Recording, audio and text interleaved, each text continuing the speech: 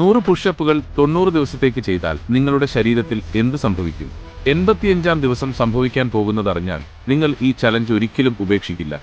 ആദ്യത്തെ 30 ദിവസം ഒരു സാധാരണ വാമപ്പ് മാത്രമാണ്. നിങ്ങളുടെ ചെസ്റ്റ്, ഷോൾഡർ, ട്രൈസെപ്സ് എന്നിവ വ്യക്തമായ രൂപം പ്രാപിച്ച് ആളുകൾ ശ്രദ്ധിക്കാൻ തുടങ്ങും.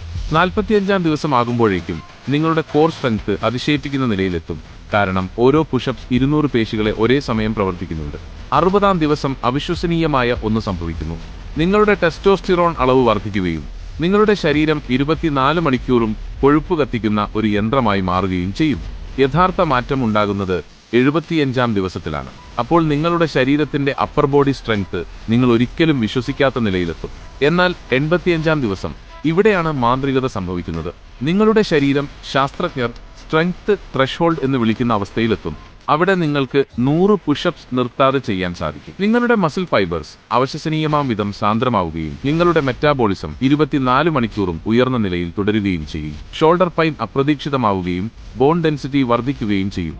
90-ാം ദിവസം ആകുമ്പോഴേക്കും നിങ്ങൾ കൂടുതൽ ശക്തനാകുക മാത്രമല്ല, നിങ്ങളുടെ ശരീരത്തിന്റെ അടിസ്ഥാന രൂപരേഖ തന്നെ പൂർണ്ണമായും മാറ്റിയെഴുതുകയും ചെയ്യും. ഈ ചലഞ്ചിന് 0 റുപ്പീസ് ചെലവേ ഉള്ളൂ. ദിവസവും വെറും 10 മിനിറ്റ് മാത്രമേ എടുക്കൂ. എത്ര പേർ ശരിക്കും 85-ാം ദിവസം വരെ എത്തുമെന്നറിയാമോ? വെറും 3%. കൂടുതൽ ഹെൽത്ത് റിലേറ്റഡ് വീഡിയോസിന് ഡോക്ടർ തങ്കുവിനെ ഫോളോ ചെയ്യുക.